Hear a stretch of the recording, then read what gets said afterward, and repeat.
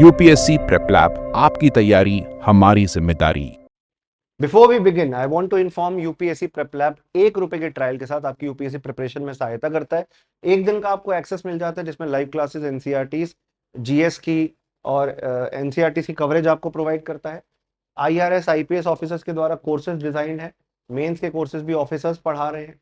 Complete test series notes आपको मिलता है 1 महीने के लिए। अगर आप यूज करना चाहते हैं ट्रायल पे सेटिस्फाई होने के बाद, तो वसूल लाइव एडमिशन डिस्काउंट कोड के बाद आप ज्वाइन कर सकते हैं। 1 रुपए की फीस के साथ आपको ज्वाइन करने का मौका मिलेगा। डेली बेसिस पे, मतलब एक दिन का 1 रुपया देना है, फिर आपका मंथली 899 रुपीज होगा।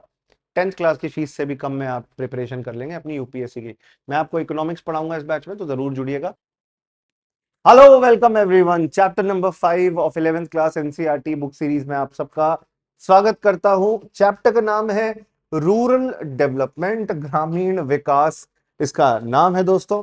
इसके अंदर हमें हमारा ऑब्जेक्टिव है जो पढ़ने का, कि कैसे इंडिया के अंदर rural development over the past few years हुआ है। हमने नेशनल एक्सटेंशन सर्विस और कम्युनिटी डेवलपमेंट प्रोग्राम सीडीपी जैसे इनिशिएटिव आजादी के तुरंत बाद शुरू करे थे। कम्युनिटी डेवलपमेंट प्रोग्राम ये, और हमने एक्सटेंशन सर्विस, अलग अलग स्कीम्स, कम्युनिटी डेवलपमेंट प्रोग्राम, अलग अलग इनिशिएटिव शुरू करे आजादी के तुरंत बाद ही। गांधी जी का सपना था कि इंडिया अपने गांव में रहता है। द एक्चुअल इंडिया, भारत हमारा, रिसाइड्स इन इट्स विलेजेस। अब जब भारत में रहता है गांव, भारत गांव में रहता है, माफ कीजिएगा, तो हमें उस गांव का विकास, उस ग्रामीण क्षेत्र का विकास, उस रूरल एरिया का डेवलपमेंट ज्यादा से ज्यादा करना होगा। उस पर ज्यादा से ज्यादा फोकस करना होगा। तो majority of India's poor population resides in rural areas, जिनके पास बेसिक रोटी कपड़ा मकान जैसी जरूरतें नहीं है। अमर्त्य सेन जी भी गरीबी को क्लासिफाई कैसे करते हैं कि poverty is what, not just mere lowness of income. सिर्फ इनकम की कमी होना गरीब नहीं होता है। गरीबी होता है जब बेसिक नेसेसिटीज, रोटी कपड़ा मकान जैसे बेसिक नेसेसिटीज दोस्तों पूरी ना हो सके। जब बेसिक नेसेसिटीज पूरी ना हो सके। अब देखिए, आजादी के बाद हमारी जो रूरल एरिया की पॉपुलेशन थी, ज्यादातर पॉपुलेशन एग्रीकल्चर पर डिपेंडेंट थी। अब एग्रीकल्चर की प्रोडक्टिविटी बहुत लो होती थी, एग्रीकल्चर की प्रोडक्टिविटी पुअर थी। इंडिया के पास जमीन थी तो उस जमीन पे पॉपुलेशन जो डिपेंडेंट थी बहुत ज्यादा थी। बारिश की मात्रा, रेनफॉल की क्वांटिटी कम हो रही थी, धीरे धीरे ड्रॉट पड़ रहा था, ड्रॉट ईयर्स आ रहे थे।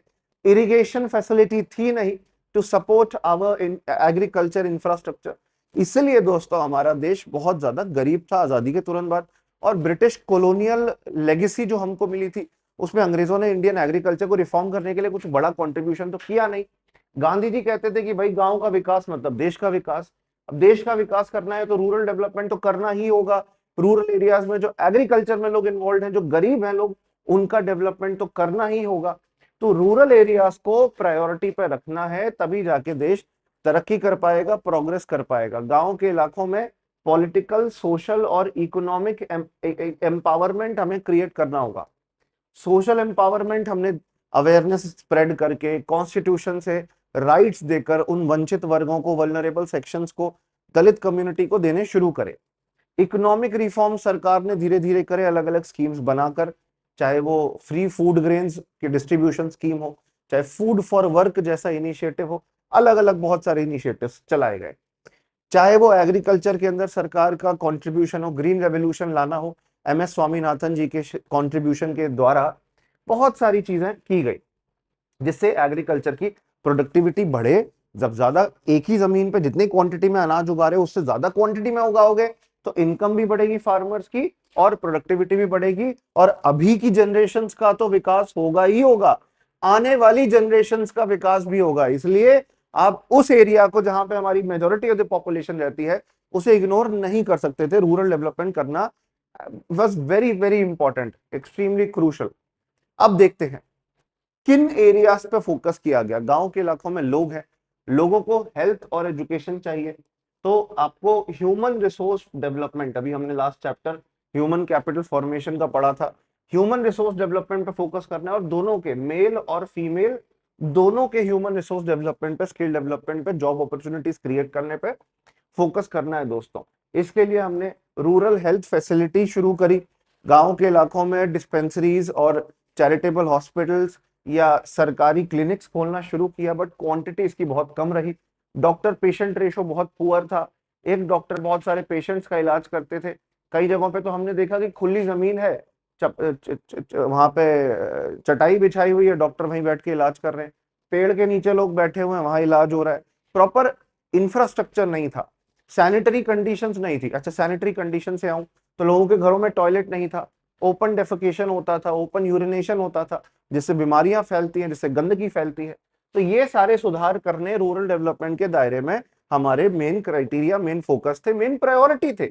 और गांव में पहले अंग्रेजों के टाइम पे जो लैंड रेवेन्यू सिस्टम था, उसको हमें खत्म करके एक नया लैंड रिफॉर्म करना था, जिसमें पंचायत, जिसमें माफ कीजिएगा, जिसमें जमींदार जो है परमानेंट सेटलमेंट सिस्टम के तहत, जमींदारी सिस्टम के तहत जमींदारों के पास जमीनों का अधिकार था और वो किसानों को जमीन पे रखते थे किराए पे, या तो रेंट लेते थे उनसे या तो शेयर लेते थे जो वो उगा रहे हैं अनाज उसका, और बहुत एक्सप्लॉइट करते थे फार्मर को। सोचो तुम फार्मर हो, मैं जमींदार हूं, मैं आगे बोलूंगा कि भाई इस पिछले जितना भी तुम्हारा टैक्स है, दुगुना, तीन गुना, चार गुना दो।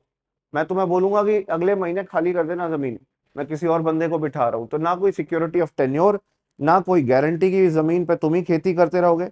जो उस जमीन पर खेती कर रहा है इंसान, जो उस जमीन पे कुछ भी उगाने की कोशिश कर रहा है, वो उसका मालिक ही नहीं है, उसको उस जमीन की प्रोडक्टिविटी में कोई भी इंटरेस्ट नहीं होगा।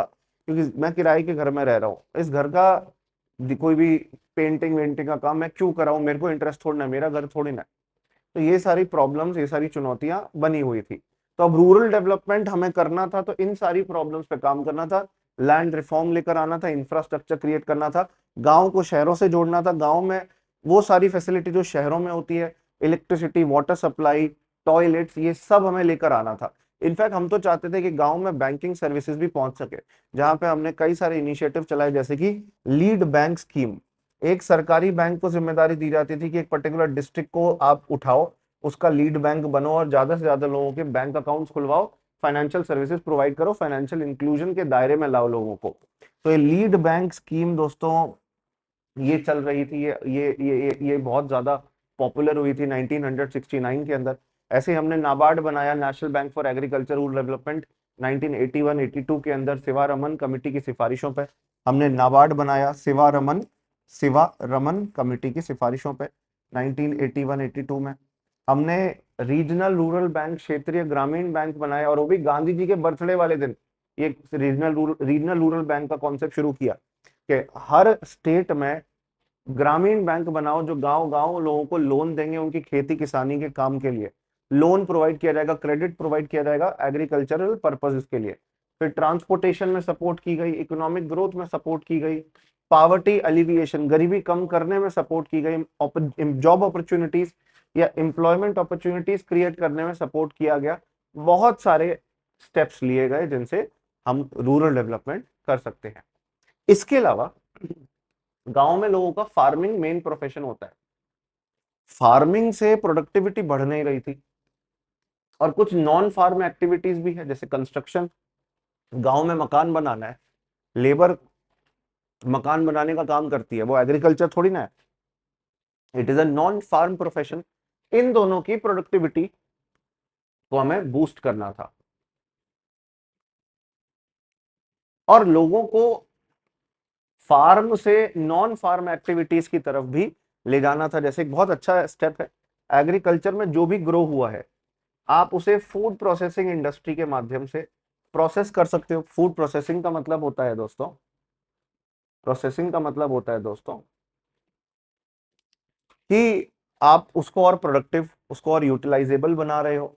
जैसे फॉर एग्जांपल मेरे पास चावल है, I have rice, I am making rice chips out of it, I am making something more productive. दूध है, दूध से दही बनाया, पनीर बनाया, कुछ भी बनाया, कुछ भी क्रिएट किया। सो बेसिकली जब भी ऐसा कुछ होता है दोस्तों, तो आप फूड प्रोसेसिंग इंडस्ट्री के थ्रू ये करते हो। एक्सपोर्ट कर सकते हो, उसे ज्यादा प्राइस पे सेल कर सकते हो, शेल्फ लाइफ बढ़ जाती है, क्वालिटी इंप्रूव हो जाती है, खराब नहीं होता जल्दी, और सबसे बड़ी बात है कि हाई वैल्यू बन जाता है वो, स्टोरेज की कॉस्ट उसमें काफी कम हो जाती है। तो ये सब फायदे होते हैं। बाकी हमने essential services maintenance act, essential commodities act जैसे अलग अलग लॉ भी इंट्रोड्यूस करे कि ब्लैक मार्केटिंग ना हो, सही प्राइस पे लोगों को अलग अलग चीजें मिले। जैसे मैंने मार्केट से सारा आटा या नमक गायब कर दिया और मैं ही बेच रहा हूँ और कोई बेचने वाला है ही नहीं, तो मैं ब्लैक मार्केटिंग कर रहा हूँ, काला बाजारी कर रहा हूँ। ब्लैक मार्केटिंग को जितना कंट्रोल कर सकते हैं उतना कंट्रोल करें। Access to essential services was to be provided, इसमें affordable accessible health care facility should be provided to the people. तो ये सारे चेंजेस हम रूरल डेवलपमेंट के दायरे में रहकर लाना चाहते थे इंडिया के अंदर। और सुनिए, रूरल डेवलपमेंट में प्रॉब्लम क्या हो रही थी? Problem number 1, government investment was low. सरकार ही इन्वेस्ट नहीं करती थी, शहरों में ज्यादा करती थी, गांव में कम कर रही थी। तो पब्लिक इन्वेस्टमेंट या गवर्नमेंट इन्वेस्टमेंट कम होने की वजह से, और जो कि 1991 एलपीजी रिफॉर्म्स के बाद तो दोस्तों और कम हुआ है, क्योंकि सरकार ने शहर पे ज्यादा फोकस करना शुरू कर दिया। दूसरा रीजन है पुअर इंफ्रास्ट्रक्चर, इंफ्रास्ट्रक्चर खराब होने की, कम होने की वजह से, डिक्लाइन होने की वजह से पुराना इंफ्रास्ट्रक्चर डिटोरियोरेट हो रहा है। करप्शन इन एडमिनिस्ट्रेशन, कि भाई ज्यादातर फैसिलिटी तो शहरों में दे दी जाती है, जो गांव में फैसिलिटीज क्रिएट करने की कोशिश की जाती है उसमें भी करप्शन होता है। फिर lack of adequate job opportunities और लैक ऑफ स्किल्स, ना काम करना आता है और ना काम है, ना ही स्किल्स है, ना ही एडिक्वेट जॉब अपॉर्चुनिटीज है।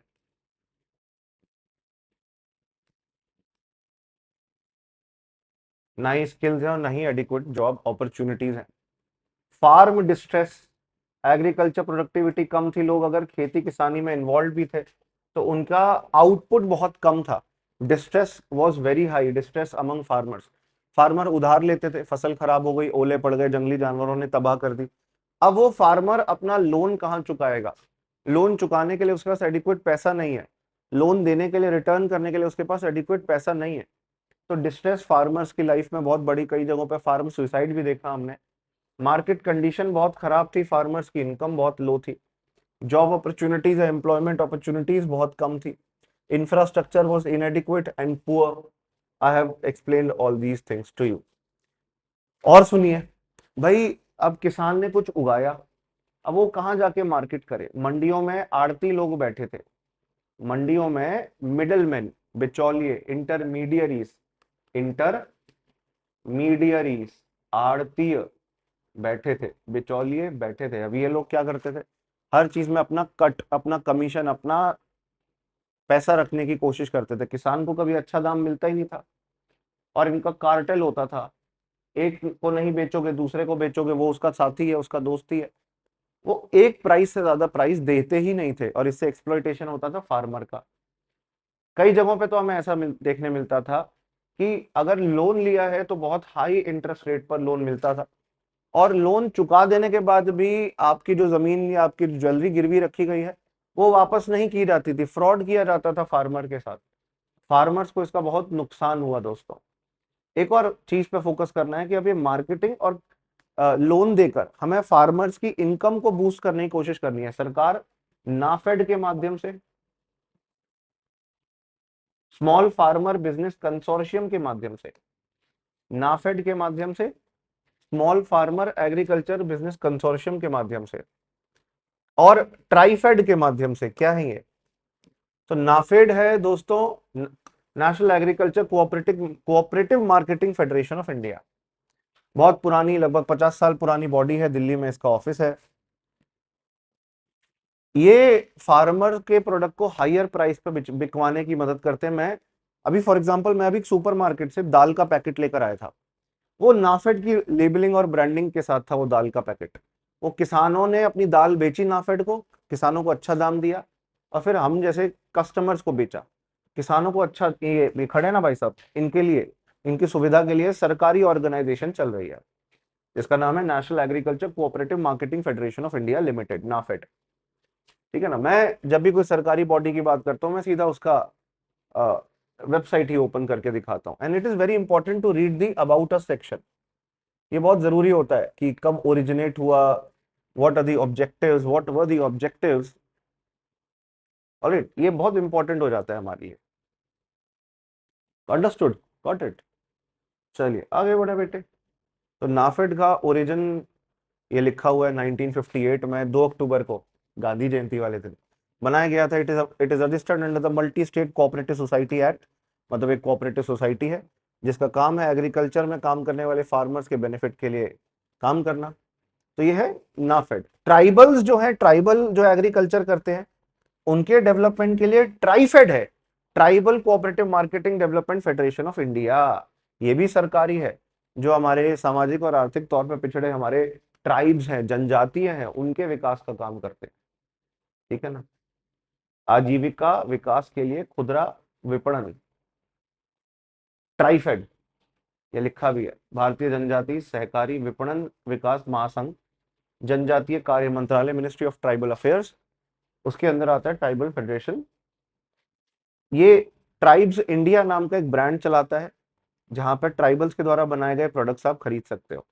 ट्राइबल एग्रीकल्चर प्रोडक्ट भी बनाते हैं। मैंने बंगाल के ऋषि कुल्य हनी को खरीदा था एक बार। मैं ट्राइब हाट, दिल्ली हाट के पास एक जगह, दिल्ली हाट में एक जगह एक इवेंट होता है, नॉट जगह, दिल्ली में एक जगह है दिल्ली हाट, वहां पे एक इवेंट होता है ट्राइबल हाट, ट्राइफेड करवाता है, ट्राइब्स इंडिया का ब्रांड होता है। वहां से मैंने शहद खरीदा था, मुझे बहुत अच्छा लगा था, उसकी हेल्थ बेनिफिट्स बहुत होते हैं। ठीक है ना। तो ऐसे बहुत सारी चीजें सेल करते हैं, फार्मर्स के प्रोडक्ट बिचवाते हैं, बिकवाने में मदद करते हैं। This is what they do. So marketing में ये हेल्प कर रहे हैं। ऐसे ही लोन देने में आजकल सरकारी बैंक, सरकारी RRBs, regional rural banks, micro finance institution जो स्मॉल लोन देते हैं। इनफैक्ट सरकार की मुद्रा लेंडिंग भी, जो हमारी शिशु किशोर तरुण वाले लोन होते हैं, ठीक है ना, 10 लाख रुपए तक के लोन जो दिए जाते हैं शिशु किशोर और तरुण वाले, तरुण प्लस कैटेगरी भी एक होती है। तो दोस्तों एग्रीकल्चर सेक्टर के अंदर बहुत ज्यादा हम डाइवर्सिफाई कर रहे हैं। हम फोकस कर रहे हैं कि नए नए क्रॉप्स पे फोकस किया जाए, उगाया जाए। एग्रीकल्चरल एक्टिविटीज अलग अलग प्रकार की हो, फूड प्रोसेसिंग हो, कि गाय भैंस भी पालो, मधुमक्खी भी पालो और उनको, उनके प्रोडक्ट्स को बेचो। और ऑर्गेनिक फार्मिंग पे बहुत फोकस किया गया है। जीरो बजट नेचुरल फार्मिंग पे अवेयरनेस चल रही है। जीरो बजट नेचुरल फार्मिंग का कॉन्सेप्ट है कि भाई मिनिमम रिसोर्स के साथ आप एग्रीकल्चर करो। एस पालेकर जी के द्वारा बनाया गया है कॉन्सेप्ट, अवार्ड भी मिला था इसके लिए। बहुत सुंदर आइडिया है। गाय का गोबर, भाप, ठीक है ना, मल्चिंग, अर्थवर्म्स, इनकी सुविधा से गौमूत्र, गौ गोबर, ऑर्गेनिक फार्मिंग ऑर्गेनिक रूप से कर सकते हो। ऑर्गेनिक फार्मिंग हालांकि बहुत एक्सपेंसिव एक्टिविटी होती है, इनके द्वारा बनाई गई चीजें बहुत महंगी होती है। जीरो बजट नेचुरल फार्मिंग में मिनिमम कॉस्ट की बात करते हैं। तो ये सेम सेम लगते हैं बट अलग है, वो एक्सपेंसिव है, ये minimum cost, zero to zero cost पे हम करना चाहते हैं, इसलिए जीरो बजट नेचुरल फार्मिंग इसका नाम है। जीरो बजट नेचुरल फार्मिंग इसका नाम है। बाकी एनवायरमेंटल कॉन्जर्वेशन, पर्यावरण की रक्षा, केमिकल्स कम यूज करें। सिक्किम इंडिया का पहला स्टेट बना है जो कंप्लीटली ऑर्गेनिक बन गया है। It has declared itself to be completely organic. हमारे देश में ट्राइबल्स तो काफी टाइम से ऑर्गेनिक फार्मिंग कर ही रहे थे भाई, इससे इनकम भी बढ़ती है फार्मर्स की, उनके प्रोडक्ट की डिमांड भी रहती है। अब मैंने क्रेडिट के बारे में बात किया। भाई देखो एग्रीकल्चर के लिए कुछ भी कैपिटल इन्वेस्टमेंट, कुछ भी ऐसा इंफ्रास्ट्रक्चर क्रिएट करना है, कुआं बनाना है, ठीक है ना, ट्रक खरीदना है, ट्रैक्टर खरीदना है, कंबाइनर, हार्वेस्टर, थ्रेशर, कुछ भी खरीदना है, पैसा चाहिए। पैसा मिलता है क्रेडिट लोन लेकर। एग्रीकल्चरल और नॉन एग्रीकल्चरल पर्पस के लिए गांव में लोन ये देते हैं, जिससे इसमें काम करने वाले लोगों की प्रोडक्टिविटी बढ़े, ज्यादा क्वांटिटी में आप चीजें प्रोड्यूस कर सके, कॉस्ट ऑफ प्रोडक्शन थोड़ा कम आ सके। पर कुछ क्रॉप्स होती है जो काफी लंबे समय तक उगती रहती है। कॉटन इसका एग्जांपल है। Cotton takes quite some time to grow. बीज बोने से लेकर, फसल बोने से लेकर फसल काटने तक में काफी टाइम लगता है। तो उस दौरान किसान को पैसा चाहिए होता है अलग अलग चीजों के लिए, इसलिए लोन लेना उसके लिए जरूरी हो जाता है। और उसकी इतनी सेविंग्स होती नहीं है कि भाई वो खुद से ही सारा कॉस्ट बियर कर ले। उसकी इनकम को स्टेबलाइज करने के लिए, उसको प्रोटेक्ट करने के लिए उसको लोन देना होता है, जिसके लिए हम किसान क्रेडिट कार्ड इनिशिएटिव भी चला रहे हैं। किसान क्रेडिट कार्ड के बेसिस पे पैसा उधार बहुत आसानी से मिल जाता है। हमने क्रेडिट लिंक्ड सब्सिडी स्कीम भी शुरू की हुई है।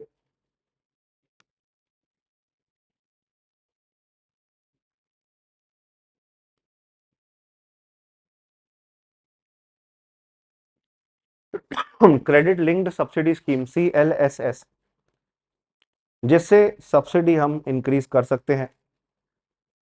सब्सिडी का फायदा हम दे सकते हैं फार्मर्स को कि अगर वो 8% पे लोन लिया है, टाइम पे वापस करता है, तो उसको थोड़ा इंटरेस्ट सबवेंशन का फायदा मिल जाएगा। मतलब उसके लोन की इंटरेस्ट को सब्सिडाइज कर दिया सरकार ने कि अगर 8% पे लोन लिया था, टाइम पे वापस कर दिया, जितने भी टाइम की बात थी, जितने भी अमाउंट की बात थी, वापस कर दिया। वापस अगर कर दिया है तो 8 नहीं, इससे 4 ले लो, इससे 3% ले लो, क्योंकि उसने टाइम पे पैसा वापस किया। और फार्मर तो देश की बैकबोन है, अच्छी बात है। बाकी इंडिया का रूरल क्रेडिट सिस्टम आजादी के बाद से ही विकसित होना शुरू हो गया था। इनिशियली अनऑर्गेनाइज था, मनी लेंडर्स का बहुत ज्यादा रोल था, फार्मर्स को कर्ज में, डेट ट्रैप में फंसा लेते थे, जैसे वो मदर इंडिया मूवी में दिखाया भी है ना। फिर धीरे धीरे इंडिया में सोशल बैंकिंग होनी शुरू हुई। गवर्नमेंट ने 14 बैंकों को, इंदिरा गांधी जी ने नेशनलाइज किया 1969 में।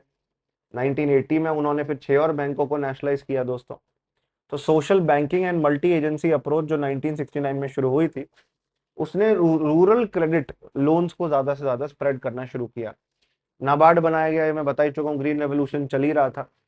ग्रीन रेवोल्यूशन के लिए भी पंजाब, हरियाणा और वेस्टर्न यूपी को इसलिए चूज किया, बाद में साउथ इंडियन स्टेट्स भी इंक्लूड करे, क्योंकि यहाँ पे किसान रिस्क लेने तैयार थे। They were ready to take risk, they were ready to invest the money.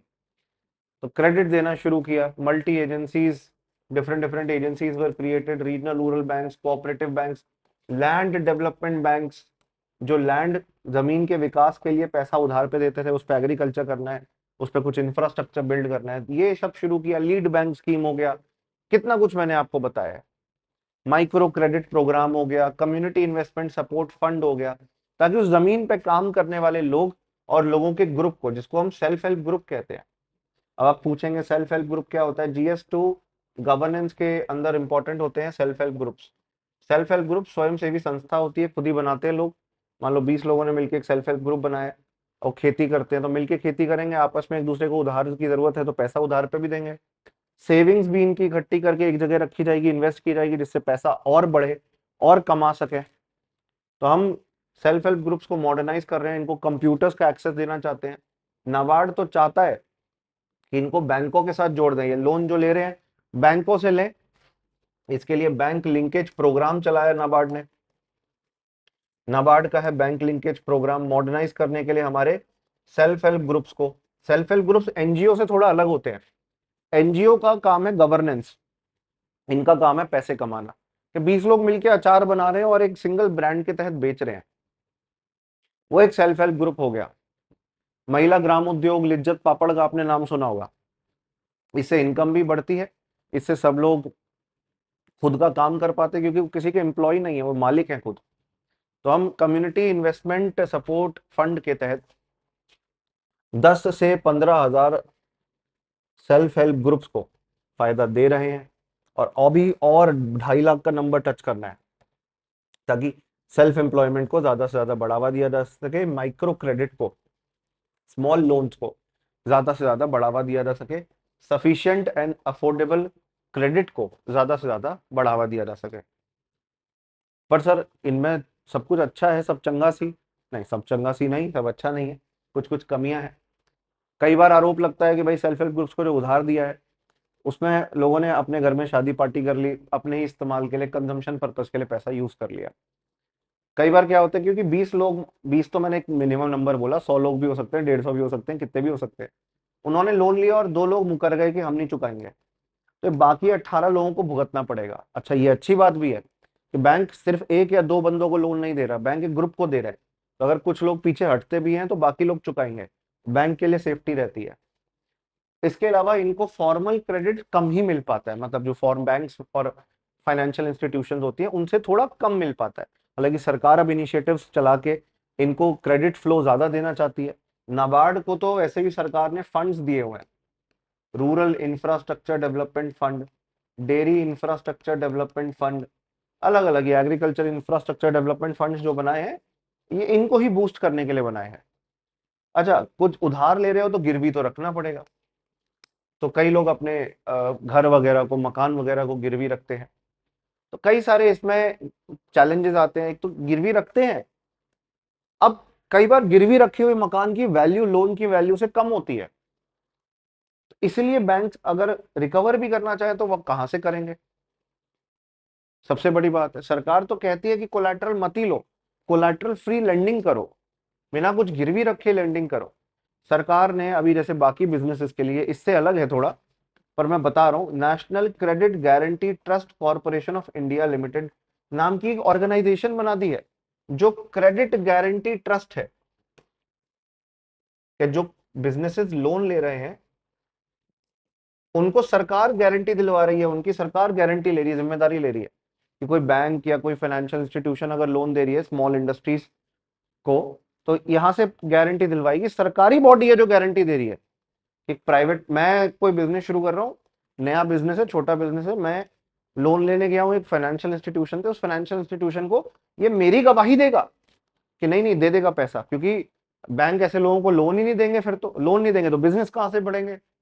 सीधी बात है यार।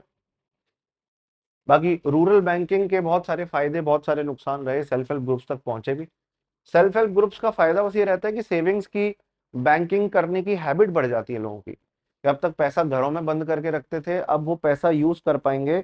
जैसे फॉर एग्जांपल 100 लोग हैं तो किसी ना किसी को पैसे की जरूरत है, उसको उधार दे दिया, वो ब्याज देता रहेगा। मान लो मैं ही उस सेल्फ हेल्प ग्रुप का मेंबर हूँ और दूसरे मेंबर को सेल्फ हेल्प ग्रुप के थ्रू उधार दे दिया है, तो वो इंटरेस्ट जो देगा वो मेरे मेरे तलक पहुंचेगा, मेरे को मिलेगा। तो ये सारे फायदे रहते हैं, बट सबसे बड़ी बात यह है ना, सेल्फ हेल्प ग्रुप्स में फ्रॉड भी बहुत होते हैं, एक ये इशू भी रहता है। कई सारे बैंकिंग सिस्टम एक्सपेंशन के फायदे भी हो रहे हैं, लोगों को एग्रीकल्चर के लिए मशीन्स खरीदने के लिए लोन मिल पाया है। ग्रीन रेवोल्यूशन ने तो इसकी जरूरत बढ़ा ही दी है ना, ट्रैक्टर, कंबाइनर, हार्वेस्टर, थ्रेशर, आपको छिड़काव करने के लिए, स्प्रे करने के लिए इक्विपमेंट चाहिए, फर्टिलाइजर्स का, केमिकल्स का, तो लोन पे मिल जाता है पैसा, जिससे आप ये सब खरीद पाते हो। या मार्केट में जाके भी बेचना है और एक ट्रक में भर के, या एक पूरा वेयर हाउस बनाना है, उसमें रखना है, या ट्रांसपोर्टेशन भी करनी है, तो सबकी कॉस्ट, सबका खर्चा है, सबके लिए पैसा खर्चना पड़ता है, जिसके लिए लोन मिल जाता है। और जैसे जैसे हम चाहते हैं कि इंडिया में फूड सिक्योरिटी बढ़े, बफर स्टॉक बढ़े, तो अच्छी क्वालिटी के फूड ग्रेन्स, अनाज और अलग अलग चीजें सरकार तक पहुंचे, तो ये अपने आप इंफ्रास्ट्रक्चर जरूरी हो जाता है। क्योंकि स्टॉक होगा हमारे पास, किसी साल बारिश कम हुई तो स्टॉक में से अनाज निकाल के दे देंगे ताकि कोई भूखा ना मरे, सीधी बात यह है, किसी को भूख से तड़प के जान ना जाए किसी की। बट कई सारे चैलेंजेस अभी भी हैं। पहली बात तो ये फार्मर्स तक रूरल एरियाज में पहुंच नहीं पाते। ये लोन देते हैं तो कहते हैं कि अपना क्रेडिट स्कोर दिखाओ, क्या गारंटी रखोगे, क्या गिरवी रखोगे। अरे वो गरीब किसान है, अगर उसके पास कुछ गिरवी रखने का होता तो यहाँ लाइन में नहीं वेट कर रहा होता बेचारा, उसको पैसा चाहिए उधार पे, और वो कुछ शायद गिरवी ना रख पाए। फिर रिकवरी ऑफ लोन बहुत हार्श तरीके से होता है लोगों की। अभी मैं एक वीडियो देख रहा था, गांव के इलाकों में एक बंदे ने बाइक खरीदी थी किसी नॉन बैंकिंग फाइनेंस कंपनी से, उसकी भाई घसीट के ले गए और रो रहा है बेचारा, मैं दे दूंगा, चुका दूंगा, फसल कटते ही चुका दूंगा। बहुत खराब तरीके से लोन रिकवरी की जाती है। डिफॉल्ट रेट कई बार बहुत ज्यादा होता है लोन्स का। सरकार क्या करती है, लोन वेवर दे देती है कि कोई चुका नहीं पा रहा। कई लोग तो जानबूझ के नहीं चुकाते कि भाई वेवर मिल ही जाएगा सरकार से, चुनाव आ रहा है, नेताजी जो जीत के आएंगे हमें वो लोन वेवर दे ही देंगे। तो एक बहुत खराब कल्चर क्रिएट कर रहे हैं, जो SBI, state bank of India की चेयरपर्सन ने भी बोला था कि ये बहुत खराब कल्चर क्रिएट कर रहा है। कैपेसिटी होने के बाद भी, पैसा होने के बाद भी कोई क्यों चुकाएगा लोन, जब सरकार माफी कर देगी? ठीक है ना, जानबूझ के लोग डेलिबरेटली मना कर देते हैं, मैं नहीं चुका रहा, मेरी है ही नहीं क्षमता, मेरी है ही नहीं कैपेसिटी। कई लोग तो लोन वापस करते ही नहीं है। हमने फाइनेंशियल इंक्लूजन को बढ़ावा देने के लिए अब इंडिया में प्रधानमंत्री जनधन योजना या national mission on financial inclusion शुरू किया है, जिसमें आपको एक basic savings bank deposit account मिलता है। Basic savings bank deposit account, जिसमें आप अपना पैसा जमा करके रख सकते हो। Basic savings bank deposit account, जिसमें आप अपना पैसा रख सकते हो, और कोई मिनिमम बैलेंस का कुछ नहीं है, मिनिमम अकाउंट बैलेंस रखने का कोई क्राइटेरिया नहीं है। आपको इसके तहत हेल्थ इंश्योरेंस मिलता है, एक्सीडेंटल हेल्थ मतलब एक्सीडेंटल इंश्योरेंस, टेम्पररी डिसेबलमेंट के लिए 1 लाख रुपए, एक आंख एक हाथ एक पैर चला गया, या दोनों आंख दोनों हाथ दोनों पैर कुछ भी चला गया तो 2 लाख रुपए परमानेंट डिसेबलमेंट के लिए। और ये तब मिलता है जब आपके पास इनका डेबिट कार्ड हो। डेबिट कार्ड क्या होता है, आप बैंक अकाउंट खुलवाते हो, आपको एक डेबिट कार्ड देते हैं कि इसमें तुमने पैसा रखा है, विड्रॉ करना है एटीएम मशीन से, तो रुपे कार्ड, रुपे एक पेमेंट प्लेटफॉर्म है, वीजा और मास्टर कार्ड का भारतीय वर्जन है, देसी वर्जन है हमारा, जो कम चार्जेस लेता है हमसे। वरना रुपए, उससे पहले जो वीजा मास्टर कार्ड कंपनियां थी बहुत चार्जेस लेती थी, विदेशी कंपनियां थी। ये national payment corporation of India ने बनाया है दोस्तों, एक ऑर्गेनाइजेशन है national payment corporation of India, जिसने आपका यूपीआई भी बनाया है, इसने आपका यूपीआई भी बनाया है।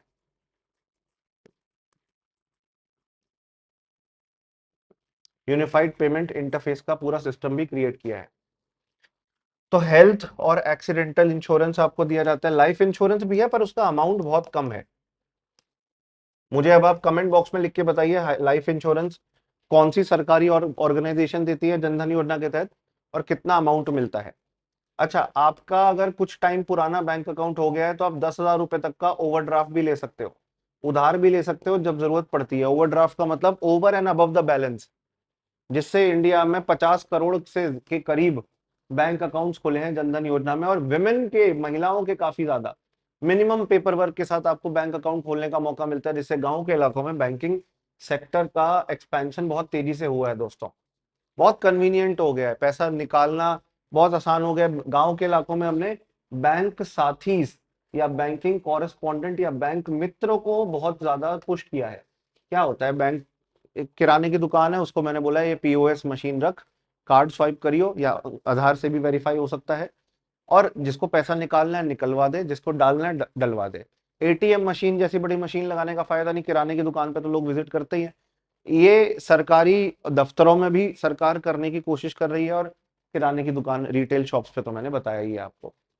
अब 50 करोड़ के आसपास का ये नंबर पहुंच चुका है दोस्तों, बहुत पैसा इन बैंक अकाउंट्स के अंदर पहुंचा है। कोई मिनिमम बैलेंस नहीं लगता। बुढ़ापे में सरकार पेंशन भी दिलवा रही है, अटल पेंशन योजना में जुड़ सकते हो इसके तहत। जीवन ज्योति बीमा योजना लाइफ इंश्योरेंस के लिए, उसमें भी जुड़ सकते हो। सुरक्षा बीमा योजना एक्सीडेंटल इंश्योरेंस की स्कीम है, उसमें भी जुड़ सकते हो। तो सरकार ये सारी फैसिलिटी दे रही है आपको, सीधा बैंक अकाउंट में पैसा आएगा। और अब तो सरकार वैसे भी जनधन, आधार और मोबाइल को, जैम को जोड़कर, जनधन, आधार और मोबाइल, ये जनधन बैंक अकाउंट, आधार, आधार कार्ड आपका प्रूफ, मोबाइल नंबर जिस पर वैलिडेशन किया जा सकता है, इनको जोड़ दिया है तो सीधा बैंक अकाउंट में पैसा जाता है सरकार की सब्सिडी का, खास तौर पे। ये बात ध्यान रखिएगा। आगे देखते हैं एग्रीकल्चर मार्केट सिस्टम। पहले के टाइम पे फार्मर्स जब मंडी में जाते थे अपनी फसल तुलवाने के लिए, तो मशीनें खराब या फ्रॉड मशीन होती थी, और उसको, फार्मर को जितना वो क्वांटिटी लेकर आया उससे कम ही तोल के देते थे, और पैसा भी कम देते थे। फार्मर को ना पैसे की जानकारी होती थी, कितने रेट पे बिकेगा, क्या रेट चल रहा है बाकी मंडियों में। अकाउंट्स में भी घपला मैनिपुलेट किया जाता था कि किसी ने 300 किलो बेचा है तो दिखा देंगे 270 किलो ही बेचा है, तोलेंगे के भी कम, अकाउंट्स में भी कम दिखाएंगे और प्राइस भी कम देंगे। फार्मर हर तरीके से परेशान है। ये आजादी से पहले तो होता ही था, आजादी के बाद भी था कई मंडियों में। अब सरकार ने ई नाम शुरू किया है। ई मतलब इलेक्ट्रॉनिक, नाम मतलब नेशनल एग्रीकल्चर मार्केट, जहां पे ट्रांसपेरेंसी के साथ प्राइस पता रहते हैं अलग अलग मंडियों में। जिस मंडी में जहां सूटेबल प्राइस मिल रहा है वहां जाके बेच दो, ट्रांसपोर्टेशन कॉस्ट और बाकी खर्चे को देखकर। इलेक्ट्रॉनिक नेशनल एग्रीकल्चर मार्केट, ये बात ध्यान रखिएगा। ये इनिशिएटिव हम इंडिया में चला रहे हैं, ई नाम का इनिशिएटिव हम इंडिया में चला रहे हैं। हम चाहते हैं प्राइस डिस्कवरी ट्रांसपेरेंसी के साथ हो, हम चाहते हैं फार्मर्स के साथ कोई चीट ना करे। अब ये एक और प्रॉब्लम होती थी, अलग अलग मंडियों में फार्मर जाते थे तो उन मंडियों में कमिटी होती थी, APMC, agriculture price marketing committee, agriculture price marketing committee, जिसको हम मंडी कहते हैं, मंडी की कमिटी होती थी। अब वो चार्जेस बहुत सारे लेती थी और आने नहीं देती थी दूसरे जगहों से लोगों को बेचने के लिए, या दूसरे जगहों से खरीदारों को, बायर्स और सेलर्स पर रिस्ट्रिक्शन रहता था। पर एपीएमसी में हमने रिफॉर्म्स किया है, चार्जेस खत्म करे हैं, unified market, one nation one market बनाने की, एक देश एक मार्केट बनाने की कोशिश करी है। प्रॉब्लम अभी ये है कि भाई वेयर हाउसिंग फैसिलिटी नहीं है, स्टोरेज फैसिलिटी नहीं है, जिस वजह से काफी हमारी एग्रीकल्चरल क्रॉप सड़ जाती है, वेस्ट हो जाती है। तो गवर्नमेंट ने कई सारे काम किए हैं, इंफ्रास्ट्रक्चर बनाया है, रोड्स, रेलवे, इनका इस्तेमाल किया है, बेटर इंफ्रास्ट्रक्चर बना के, अच्छी सड़कें बना के। ट्रांसपोर्टेशन कॉस्ट कम होगी, अच्छी सड़कें होंगी, एक्सप्रेस वे होगा तो ट्रांसपोर्ट जल्दी हो जाएगा और कम तेल पिएगी गाड़ी, तो फ्यूल कॉस्ट, फ्यूल चार्जेस भी बचेंगे आपके, ट्रांसपोर्टेशन चार्जेस बचेंगे, लॉजिस्टिक चार्जेस कम होंगे। रेलवेज के माध्यम से हम एग्रीकल्चर में बनाई गई चीजें एक जगह से दूसरी जगह पहुंचा रहे हैं। हमने कृषि रेल नाम की स्कीम शुरू करी है, हमने तो फ्लाइट भी उड़वाई है कृषि उड़ान में, फ्लाइट से सामान पहुंचाओ जहां उग रही है और जहां उसकी डिमांड है, जहां उग रही है और जहां उसकी डिमांड है, ठीक है ना, वहां तक पहुंचाओ जहां डिमांड है एक्चुअली। तो एग्जिस्टिंग इंफ्रास्ट्रक्चर अभी भी इनएडिक्वेट है, warehousing, storage, cold storage, इनमें अभी बहुत इंप्रूवमेंट की जरूरत है। फूड प्रोसेसिंग यूनिट्स, इनमें इंप्रूवमेंट की जरूरत है। हालांकि हमने कृषि संपदा योजना चला रखी है, मेगा फूड पार्क्स बना रहे हैं हम इंडिया में, 40 के करीब मेगा फूड पार्क बनाएंगे, हजारों करोड़ों की इन्वेस्टमेंट के साथ, जिसमें सरकार भी पैसा खर्चेगी। जैसे पतंजलि मेगा फूड पार्क है, जैसे क्रेमिका, ये फोटो सर्च करना इसका, Cremica mega food park, Patanjali mega food park है। पतंजलि का क्या है, वो अलग अलग जगहों से, कहीं से आंवला खरीदा, कहीं से सैफरन केसर खरीदी, कहीं से शहद खरीदा, हनी, सबको जोड़ के च्यवनप्राश बनाया, तो वो अलग अलग जगहों से मेगा फूड पार्क सामान खरीदता है। एक टायर के पहिए एक पहिए की तरह, गाड़ी के पहिए की तरह, एक साइकिल के पहिए की तरह एक हब एंड स्पोक मॉडल चलाता है। ऐसा होता है ना साइकिल का पहिया, वैसा एक हब एंड स्पोक मॉडल बनाता है कि अलग अलग जगहों से ये पहिए जो आपको दिख रहा है, ये अलग अलग जगहों से सामान यहाँ आ रहा है और यहाँ पे आके उसकी प्रोसेसिंग हो रही है। तो मेगा फूड पार्क इनिशिएटिव के तहत हम कर रहे हैं, इंफ्रास्ट्रक्चर इंप्रूव करने की कोशिश कर रहे हैं, कोल्ड स्टोरेज फैसिलिटी लाने की कोशिश कर रहे हैं ताकि एग्रीकल्चरल क्रॉप सड़े नहीं, रोडेंट्स और पेस्ट से बचाने की, कीड़ों से, बीमारियों से बचाने की कोशिश कर रहे हैं। हमने national warehousing development authority नाम की अथॉरिटी भी बना रखी है। कोऑपरेटिव मार्केटिंग के बहुत अच्छे अच्छे एग्जाम्पल हमने गुजरात के अंदर अमूल का देखते हैं, Anand milk union limited, Verghese Kurien ji ने इसको इंडिया में शुरू किया, व्हाइट रेवोल्यूशन को बढ़ावा दिया और दूध की गंगा जमुना बहा दी देश के अंदर। कोऑपरेटिव ने फार्मर्स को अच्छे प्राइसेस दिलाने की कोशिश करी है। अब मुद्दे की बात यही है दोस्तों कि हम ये सब कर रहे हैं, बट अभी भी इंफ्रास्ट्रक्चर जब तक इंप्रूव नहीं होगा तब तक कुछ हो नहीं सकता। एक और तरीका कोऑपरेटिव बॉडीज को बढ़ावा देने का है, अमूल के माध्यम से हमने एग्जांपल देख ही लिया है, कोऑपरेटिव्स बहुत अच्छा काम करते हैं, इसमें मेंबर को लगता है कि मैं ही मालिक हूँ, ट्रांसपेरेंसी रहती है, बट कई सारे चैलेंजेस यहाँ भी है, मेंबर्स के बीच में आपसी विवाद भी रहते हैं, डिस्प्यूट्स भी रहते हैं, मेंबर डिस्प्यूट्स, मार्केट के साथ लिंकेज कई बारी नहीं हो पाती है प्रॉपरली, ठीक है ना, फार्मर्स, कई सारी कोऑपरेटिव फेल भी हुई है, अगर अमूल का एग्जांपल देखते हो सक्सेस का, तो कई सारी फेल भी हुई है। हालांकि अमूल जैसी ऑर्गेनाइजेशन है, वो किसान को लोन भी दे देती है कम इंटरेस्ट रेट पे, वो भी उसके प्रोडक्ट को मार्केट में बिकवाती भी है, अपनी ब्रांडिंग, अपनी लेबलिंग, अपनी पैकेजिंग के तहत। बाकी हम इंडिया में एमएसपी और पीडीएस जैसी स्कीम चला ही रहे हैं। इंडिया में CACP, commission for agriculture cost and pricing नाम का बकायदा बॉडी है, जो एमएसपी देता है, डिसाइड करता है बेसिकली क्रॉप्स का। इसमें साइंटिस्ट होते हैं, एग्रीकल्चर साइंटिस्ट लोग, ये एमएसपी डिसाइड करते हैं। एमएसपी, मिनिमम सपोर्ट प्राइस, वो दाम है। मान लो तुम एक फार्मर हो, तुमने फसल कब उगाओगे, जब सरकार गारंटी दे रही है कि इतना प्राइस तो दिला ही देंगे, इस विश्वास के साथ तुम उगाओगे। चलो तुमने उगा दिया, फिर सरकार को तुमने बेचा, फूड कॉर्पोरेशन ऑफ इंडिया को तुमने बेचा, उसने अपने गोदाम में रखा, फूड कॉर्पोरेशन उठा के ये स्टेट्स को अनाज दे देगा और देगा सेंट्रल इशू प्राइस पर, CIP पर, स्टेट्स को दे देगा इस प्राइस पर अनाज, और स्टेट्स फिर पीडीएस या राशन की दुकानों से उस अनाज को हमारे तक, हमारे राशन कार्ड के बेसिस पर हम तक पहुंचाएगी। जो आपने नायक मूवी देखी होगी, राशन की दुकान पे अनिल कपूर जाते हैं, वहां क्या होता है, मैग्नेट चिपका होता है मशीन पे ताकि वजन ज्यादा दिखे, चीटिंग कर रहे होते हैं वो पीडीएस शॉप। सरकारी शॉप के कई बार ठेके निकलते थे, प्राइवेट लोगों को मिलता था, वो चीटिंग करके थोड़ा गेहूं बचा लिया, थोड़ा तेल बचा लिया, थोड़ा चावल बचा लिया, भर भर के फिर उसको मार्केट में बेचेंगे, क्योंकि ये तो एक सर्विस है, यहाँ तो इंसान को सस्ते में या फ्री में देना है अनाज, बट वही अनाज बचा के मार्केट में बेच दिया, तो मैं कोई मरे हुए इंसान का राशन कार्ड का नंबर लिख के उसके नाम पे राशन निकलवा लूं, मार्केट में बेच दूं, तो 100 किलो राशन भी बेच दूं तो अच्छा पैसा कमा लूंगा भाई। तो ऐसा पीडीएस शॉप में करप्शन, हमें पब्लिक डिस्ट्रीब्यूशन सिस्टम में करप्शन देखने मिलता है। तो एमएसपी वो प्राइस है जिससे फार्मर से उसकी फसल खरीदी जाती है गवर्नमेंट के द्वारा, government food corporation of India को देती है जिम्मेदारी प्रोक्योरमेंट, प्रोक्योरमेंट मतलब खरीदना, स्टोरेज और डिस्ट्रीब्यूशन की, PSD की। Procurement, storage and distribution, states को बांटना, कौन सी स्टेट को कितना मिलना चाहिए अनाज, इसका काम।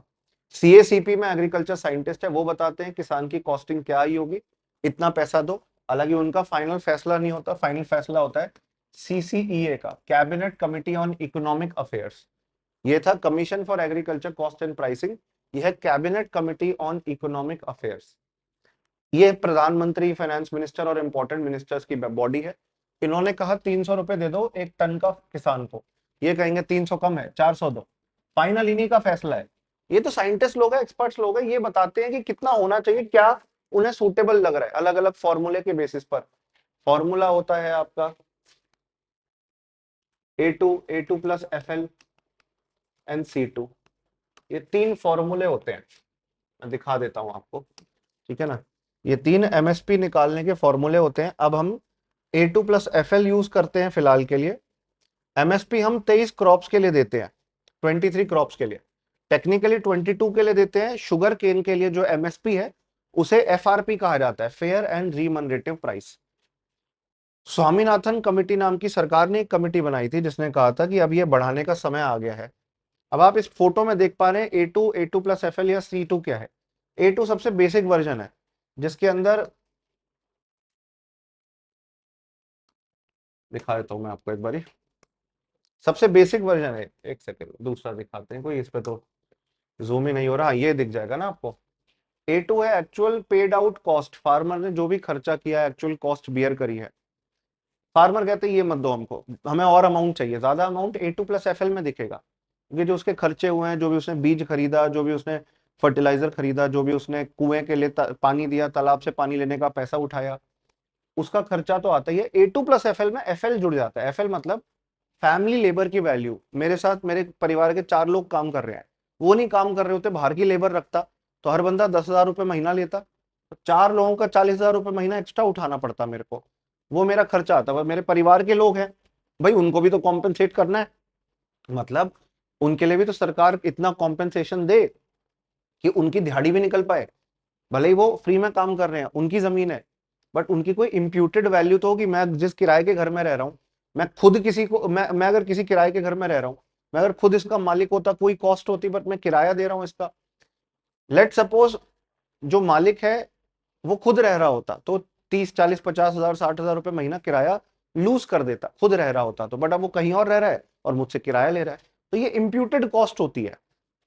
Imputed cost of family labour, जो फैमिली लेबर से काम करा रहे हो, वो कहीं और दिहाड़ी करते, कहीं और काम करते, वो पैसा कमाते, बट वो मेरी जमीन पे काम कर रहे हैं, तो उस कॉस्ट को भी जोड़ दो। नेक्स्ट होता है C2, कॉम्प्रिहेंसिव कॉस्ट, जिसमें रेंट, आपका जमीन का जो भी इम्प्यूटेड रेंट होना चाहिए, मेरी जमीन है, खुद नहीं करता, किराए पे देता, कुछ पैसा आता, उसको कॉम्पेंसेट करो। लोन लिया है, इंटरेस्ट उस पर, ये सारे रिमेनिंग खर्चे देख लेता है, तो C2 इसको कहते हैं दोस्तों। C2 ये किसान चाहते हैं, किसान को अभी A2 प्लस FL दिया जाता है, उसमें भी 50% इजाफा करके, पर सरकार ने जो स्वामीनाथन कमेटी बनाई थी उसने कहा था C2 दो, लास्ट वाला दो तो सबसे अच्छा रहेगा। तो मिनिमम सपोर्ट प्राइस समझ लिया, the government assured minimum prices for the agriculture products to protect farmer income and to provide stability. Farmer के पास अश्योरेंस रहती है। Buffer stock food corporation of India के गोदाम में पड़े रहते हैं, गेहूं चावल की तरह, जब रेट बढ़ रहे हैं, डिमांड ज्यादा है, निकाल के दे दिया। फूड सिक्योरिटी को बढ़ावा देने के लिए रखते हैं। फिर नेक्स्ट है हमारा PDS, पब्लिक डिस्ट्रीब्यूशन सिस्टम, जिसमें फूड ग्रेन्स हो गया, जिसमें चीनी हो गया, गेहूं चावल दाल तेल ये सब हो गया, ये हमको जो हम गरीबों के पेट पालने के लिए जरूरी है, इन दुकानों से राशन मिल जाता है। इन्हें फेयर प्राइस शॉप भी कहते हैं, FPS भी कहते हैं। FPS बेसिकली सिमिलर कॉन्सेप्ट है, बट सरकार इतना कुछ कर रही है, फिर भी बिचौलिए जो मनी लेंडर्स है उधार देते हैं किसान को, डेट ट्रैप में फंसाते हैं।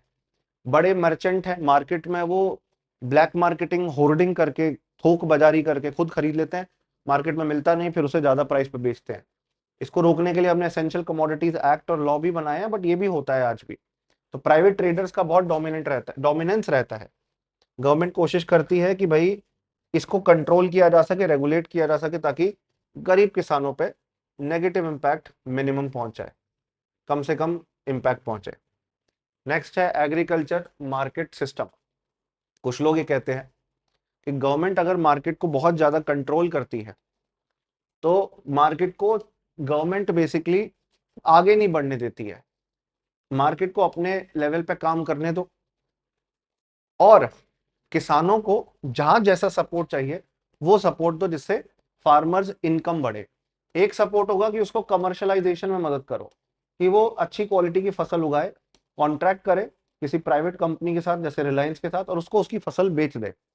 ऐसी कॉन्ट्रैक्ट फार्मिंग को, कमर्शलाइजेशन ऑफ एग्रीकल्चर को बढ़ावा दो, जैसे पेट पालने के लिए नहीं अनाज उगाए, मार्केट में बेचने के लिए, जिससे वो ज्यादा पैसा कमा सके। इसके कुछ एग्जाम्पल है, अपनी मंडी पंजाब हरियाणा राजस्थान में चलता है, हदसपर मंडी पुणे में, रयूथू बाजार सब्जियों के लिए, फ्रूट्स के लिए, वेजिटेबल्स के लिए आंध्र प्रदेश तेलंगाना में, उजावार संधीस ये आपका तमिलनाडु में है। जहाँ पे फार्मर मार्केट लगती है, जहाँ पे फार्मर सीधा जाके जो भी कस्टमर खरीदना चाहते हैं, जो भी लोग खरीदना चाहते हैं, उनको डायरेक्टली बेच सकते हैं, जिसमें कोई बिचौलिया बीच में कमीशन खाली नहीं है, तो अच्छा प्राइस मिल सकता है और इनकम भी बढ़ सकती है।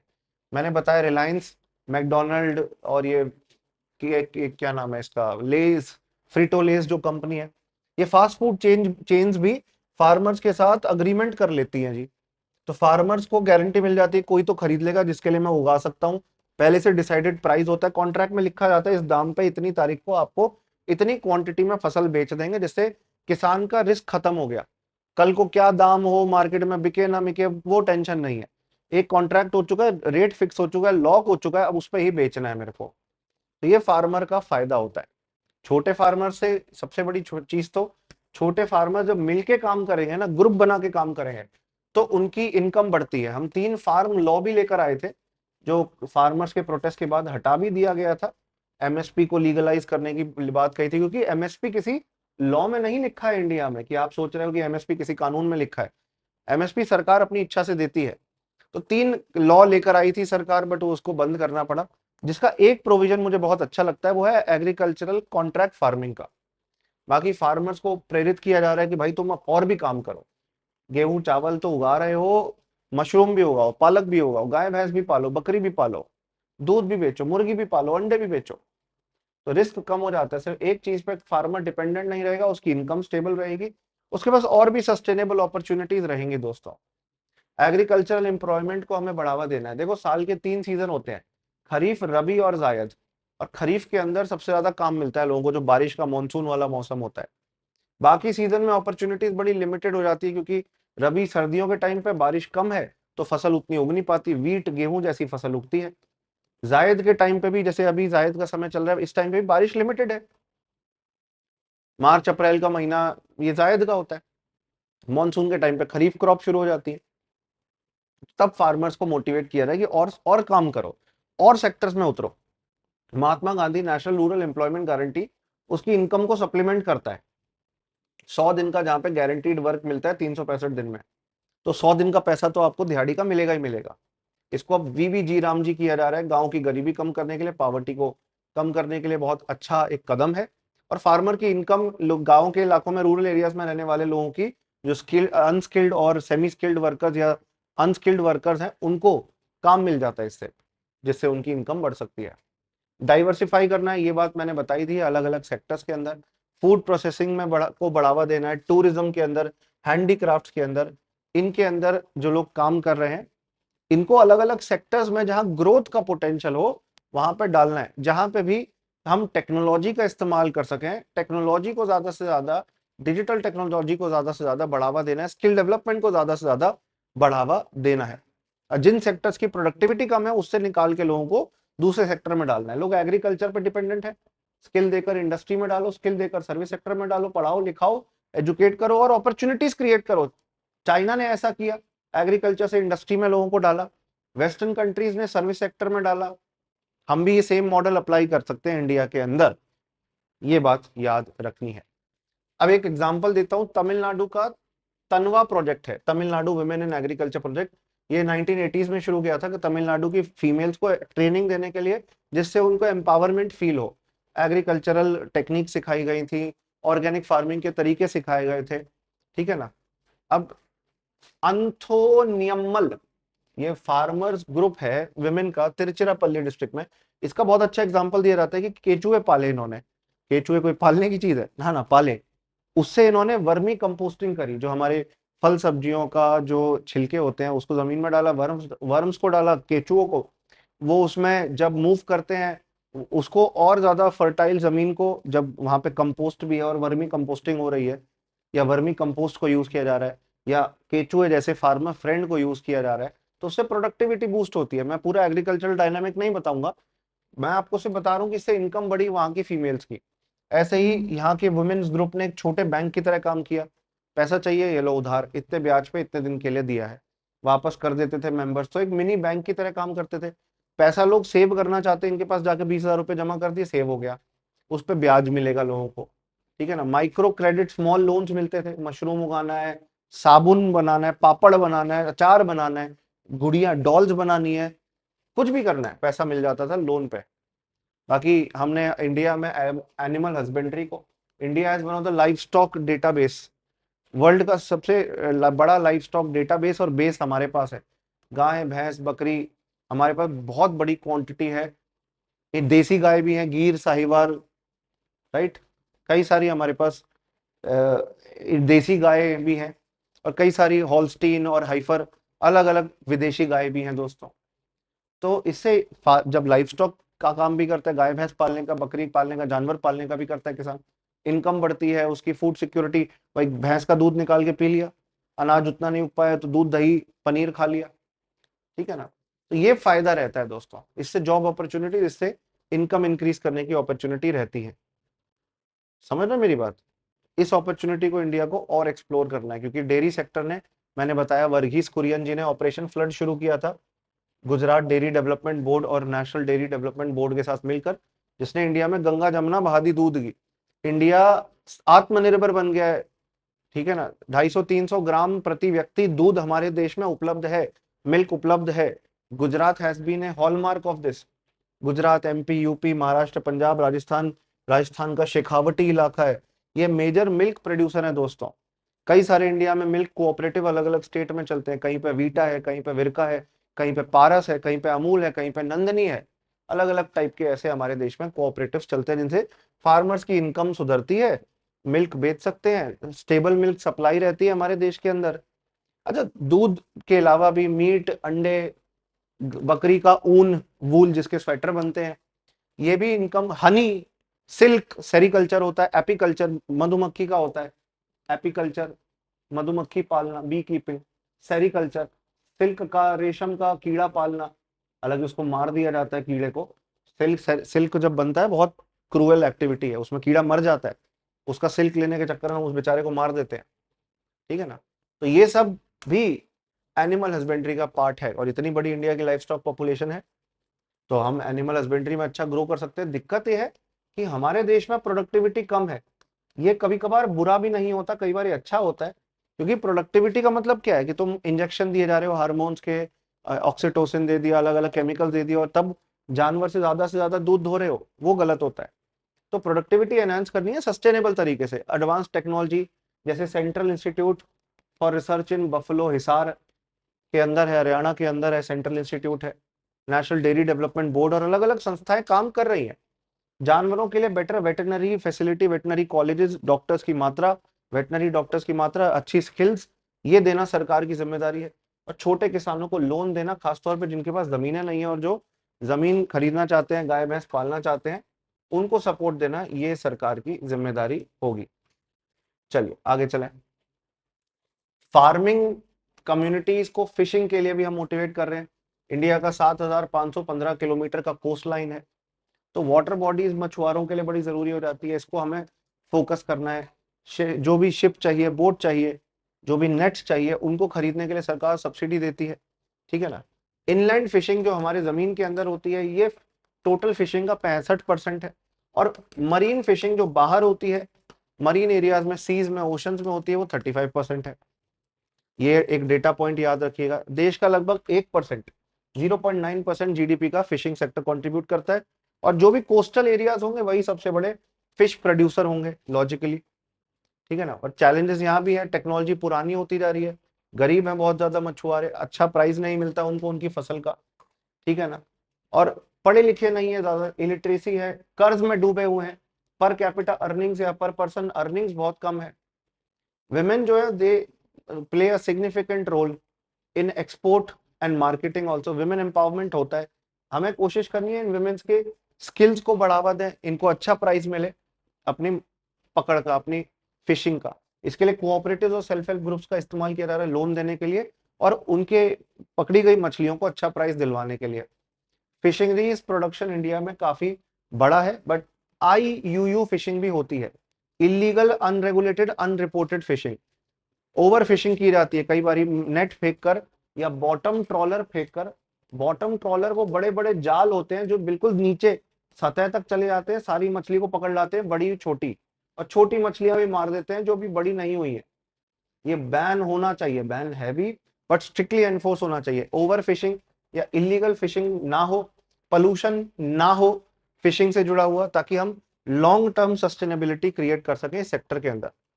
अब नेक्स्ट है हॉर्टिकल्चर, ये है फ्रूट्स एंड वेजिटेबल्स ग्रो करना। हॉर्टिकल्चर क्रॉप्स को, फ्रूट वेजिटेबल्स फ्लावर्स को ग्रो करना, क्योंकि हमारे खाने के लिए, हमारे न्यूट्रिशन के लिए, विटामिन मिनरल्स के लिए भी जरूरी है। देश में एक्सपोर्ट भी कर सकते हो दूसरे देशों में, प्राइस भी स्टेबल रहता है इनका और जॉब्स भी क्रिएट होती है। तो we are one of the world leader in the fruit sector. Mangoes, banana, coconut, इन में नंबर 1 है। फ्रूट्स एंड वेजिटेबल में देखेंगे तो नंबर 2 है। चाइना हमें बीट कर देता है, बट हम बहुत पोटेंशियल रखते हैं दोस्तों, ये बात ध्यान रखिएगा। हॉर्टिकल्चर के अंदर हमें लोगों की इनकम को बढ़ावा देना है, क्योंकि वो गरीब किसान जो बैकवर्ड, जो दलित परिवारों से, जो वल्नरेबल सेक्शन से या जो अंडर प्रिविलेज कम्युनिटीज से आते हैं, उनके सपोर्ट का सरकार को काम करना होगा। गांव के इलाकों में जो फीमेल है उनके लिए जॉब अपॉर्चुनिटीज क्रिएट होती है इससे। जैसे फूल उगाया, फूल की माला बनाई, फीमेल्स के लिए अपॉर्चुनिटी क्रिएट हुई। पौधे उगाए, पौधों को संभालने का काम है, नर्सरी मैनेजमेंट का काम है, मेंटेनेंस का काम है, सीड्स को संभालने का काम है, हाइब्रिड सीड्स के प्रोडक्शन का काम है, बीज का बेसिकली। तो ये सब हॉर्टिकल्चर के माध्यम से होता है। जूट उगाना, राइट, गन्ना उगाना, जो भी चीज आप उगा रहे हो, तो इसको एक अच्छा सस्टेनेबल लाइवलीहुड अपॉर्चुनिटी को हम ग्रो कर सकते हैं। और वही सारी चीजें जो हमने एग्रीकल्चर फिशरीज में पढ़ी कि लोन दिलवा दो, इनकम लेवल बूस्ट करना है, सरकार इनसे खरीदे, सरकार इनके प्रोडक्ट्स को मार्केट में बिकवाए, टेक्नोलॉजी अच्छी दे, फूड प्रोसेसिंग का फायदा दे कि फ्रूट्स उगाए हैं सड़ जाएंगे, उससे अच्छा उसको जैम बनवा दिया जाए, जिससे बेचकर अच्छा प्राइस, जैम, जली, अचार, मुरब्बा बेचकर अच्छा प्राइस तो मिलेगा फार्मर को।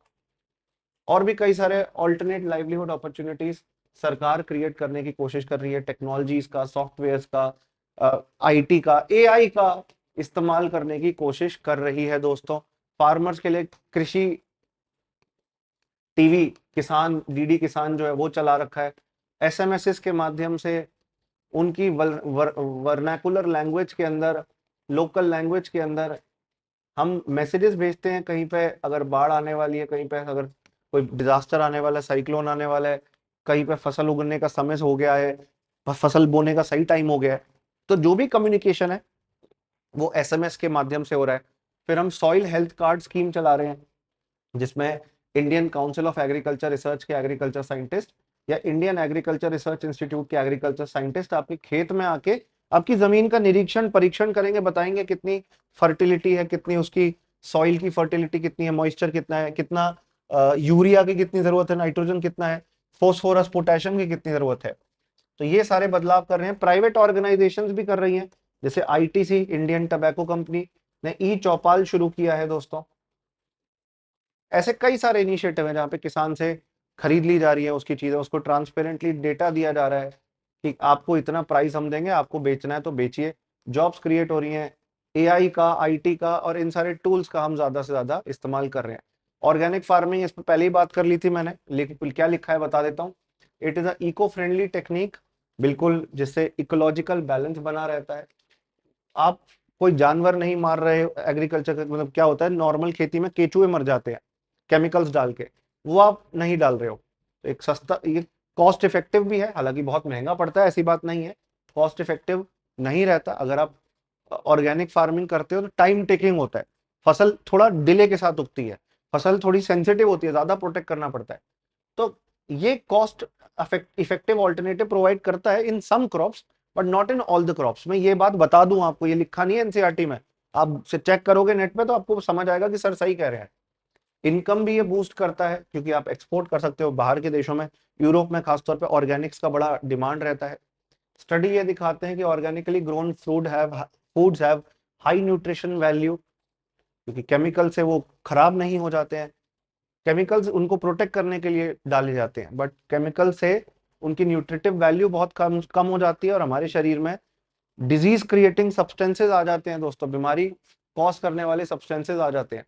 तो अवेयरनेस को बढ़ावा देना होगा, ऑर्गेनिक फार्मिंग के इंफ्रास्ट्रक्चर को बूस्ट करना होगा, मॉडर्न एग्रीकल्चरल टूल्स को हमें किसानों तक ले जाना है।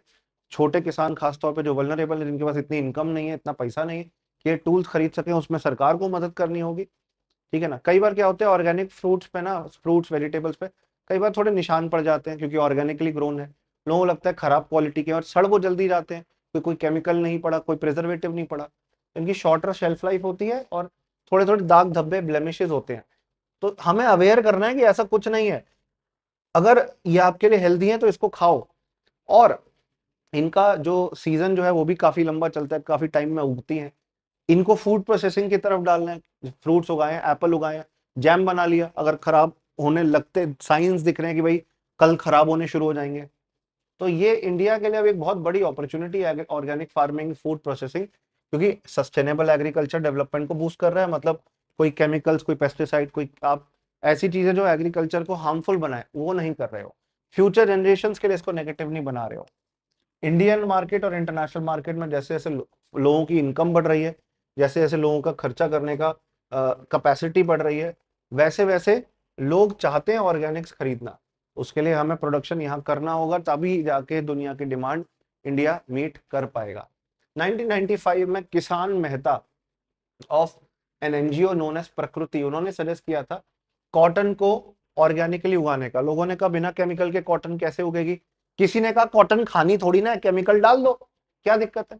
फिर कई सारे फार्मर्स ने शुरू किया और देखा कि अरे बहुत हाई क्वालिटी की कॉटन उग रही है। 1200 हेक्टेयर जमीन पे शुरू किया था एज अ ट्रायल। बाद में जर्मन कंपनी, जर्मन ऑर्गेनाइजेशन एग्रेको ने उसकी टेस्टिंग करी तो पता चला कॉटन तो बड़ी अच्छी क्वालिटी की उगी है। तो मेहता जी ने फिर यही कहा कि 78% ऑफ इंडियन फार्मर्स जिनके पास छोटी जमीन है, 1 हेक्टेयर से कम जमीन है, मार्जिनल फार्मर्स हैं, 0.8 हेक्टेयर एवरेज जमीन है, वो बहुत ज्यादा फाइनेंशियली बेनिफिट कर सकते हैं, क्योंकि उन्हें कुछ एडिशनली ऐड नहीं करना, अपनी जमीन पे ग्रो कर सकते हैं बिना ज्यादा कुछ खर्चे के। उनके लिए फाइनेंशियली सूटेबल रहेगा और सॉइल को प्रोटेक्ट करेगा ऑर्गेनिक एग्रीकल्चर के माध्यम से। ये फाइनल था, ये काफी लंबा चैप्टर था, काफी चीजें रेपिटेटिव थी, इसलिए स्पीड भी बढ़ाई बीच में मैंने। आशा करता हूँ आपको अच्छा लगा हो। Thank you for watching the video, stay tuned and wait for the next chapter. Please previous videos देख लीजिएगा एंड प्लीज रिक्वेस्ट कर रहा हूँ सबसे, वीडियो को लाइक जरूर कर दीजिएगा। Good luck and